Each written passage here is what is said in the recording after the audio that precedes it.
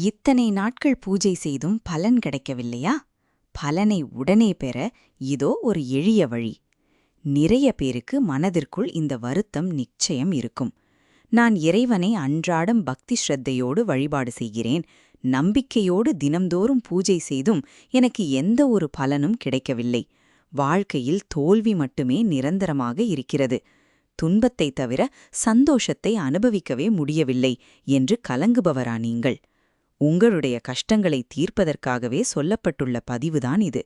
ஆன்மீக ரீதியாக நாம் செய்யும் பூஜைகளுக்குரிய பலனை விரைவாகப் பெற்று இறைவனின் திருவருளை நம்மேல் விழச் செய்வது எப்படி என்று இந்த பதிவில் தெரிந்து கொள்வோம். குழந்தையும் தெய்வமும் ஒன்று. இந்த வார்த்தை முழுக்க முழுக்க உண்மையானது என்பதை நாம் அறிவோம். கள்ளம் கபடம் இல்லாத குழந்தைகளின் கரங்களால் பூஜை செய்யப்படும் வீடுகளில் கஷ்டங்கள் என்பது நிச்சயமாக தங்காது. உங்களுடைய வீட்டில் குழந்தைகள் இருந்தால் காலை நேரத்திலோ அல்லது மாலை நேரத்திலோ அவர்களுக்கு எப்பொழுது நேரம் கிடைக்கிறதோ அப்பொழுது அவர்களின் கைகளாலேயே வீட்டில் பூஜை செய்யச் சொல்ல வேண்டும். ஒரு முக்கிய குறிப்பு: குழந்தைகள் பூஜை செய்யும்போது தாய் தந்தையர் கண்டிப்பாக உடன் இருக்க வேண்டும். பூஜைக்கான மற்ற ஏற்பாடுகளை பெரியவர்கள் செய்தாலும் ஒரு சிறிய அகல் விளக்கையோ அல்லது மெழுகுவத்தியையோ ஏற்றி அவர்கள் கையில் கொடுத்து விடுங்கள். அந்த தீபத்தை கொண்டு பூஜை அறையில் இருக்கும் மற்ற தீபங்களை அவர்களை ஏற்ற செய்ய வேண்டும். பின்னர் இறைவனை மனமுருக வேண்டிக் கொள்ளச் சொல்லுங்கள். உடனடி பலன் தரும் மழலை வழிபாடு.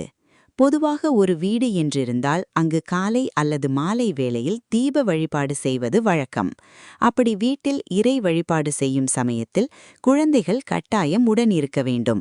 கள்ளமில்லா குழந்தைகள் செய்யும் பூஜைக்கு அந்த ஆண்டவன் நிச்சயமாக மறுக்காமல் உடனடி பலனை தந்துவிடுவான்.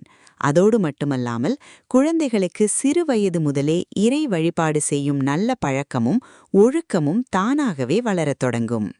வீட்டில் குழந்தைகள் இல்லை என்றால் என்ன செய்வது? எங்கள் வீட்டில் குழந்தைகள் இல்லை, எல்லாரும் வளர்ந்து விட்டார்கள் என்று கவலைப்படுகிறீர்களா? அதற்கும் ஒரு வழி இருக்கிறது. உங்களுடைய அக்கம் பக்கத்து வீட்டில் இருக்கும் ஆண் குழந்தையாக இருந்தாலும் சரி, பெண் குழந்தையாக இருந்தாலும் சரி, அவர்களை ஒரு நாள் உங்கள் வீட்டிற்கு அழையுங்கள். அவர்களுக்கு புத்தாடைகள் அல்லது இனிப்புகளை வழங்கி அந்த குழந்தைகளின் பாதங்களுக்கு பூஜை செய்து அவர்களை உங்கள் வீட்டு பூஜை அறையில் தீபம் ஏற்றி வழிபட சொல்லுங்கள். இதுவும் நீங்கள் நீண்ட நாட்களாக எதிர்பார்த்து காத்திருக்கும் நல்ல பலனை உங்களுக்கு கண்டிப்பாக பெற்றுத்தரும்.